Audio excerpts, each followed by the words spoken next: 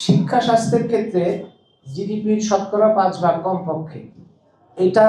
নিশ্চিত করার দাবিটা এটা কিন্তু আন্তর্জাতিকভাবে স্বীকৃত, কিন্তু সেটা বাংলাদেশে তার 3 ভাগের 1 ভাগও এখন পর্যন্ত হয়নি। তার মানে এখন যে বরাদ্দ আছে তার থেকে 3 থেকে 4 গুণ বাড়ানো সম্ভব শিক্ষা এবং স্বাস্থ্য খাতে বরাদ্দ, এবং সেটা বাড়ালে তার একটা বহু গুণগত পরিবর্তন হবে।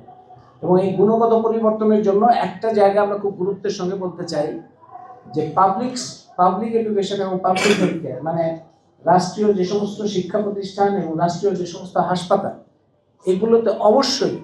সরকারের একেবারে শীর্ষ ব্যক্তি থেকে শুরু করে সরকারের সাথে সংশ্লিষ্ট যত ব্যক্তিবর্গ আছেন, বিভিন্ন পেশাজীবী আছেন, তাদের বাধ্যতামূলকভাবে তাদের সন্তানদের লেখাপড়া এই রাষ্ট্রীয় সর্বজনীন প্রতিষ্ঠানগুলোতে এবং তাদের চিকিৎসা সরকারি হাসপাতালগুলোতে করতে হবে।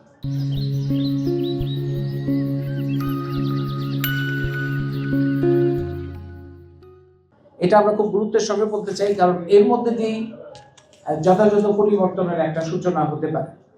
এর বাইরে প্রাণ প্রকৃতি পরিবেশ জ্বালানি বিদ্যুৎ নিয়ে আপনারা শুনলেন। জ্বালানি বিদ্যুৎ গত সরকারের সময় এই খাতটা হচ্ছে একটা সবচেয়ে বড় খাত, যেখানে সবচেয়ে মেগা দুর্নীতিগুলো হয়েছে, এবং যে সমস্ত আইনগুলো আছে এখন পর্যন্ত, যে দায় মুক্তি আইনের অধীনে বিভিন্ন চুক্তি করে বাংলাদেশের জন্য সর্বনাশা বিভিন্ন প্রকল্প নেওয়া হয়েছে, সেই আইন